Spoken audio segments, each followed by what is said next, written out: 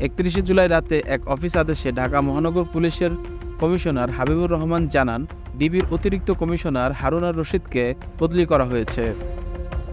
তাকে ডিবির অতিরিক্ত commissioner crime হিসেবে পদায়ন করা হয়েছে। তার স্থলে অতিরিক্ত পুলিশ কমিশনার আসাদুজ্জামানকে পদায়ন করা হয়েছে। অপর এক আদেশে জানানো হয়, ডিএমপির যুগ্ম কমিশনার বিপ্লব কুমার সরকারকে প্রশাসন এবং গোয়েন্দার ডিবি দক্ষিণের দায়িত্ব দেওয়া হয়েছে। আর প্রশাসন ও গোয়েন্দার দক্ষিণের দায়িত্বপ্রাপ্ত যুগ্ম কমিশনার সঞ্জীব কুমার রায়কে গোয়েন্দার উত্তরের দায়িত্ব দেওয়া হয়েছে।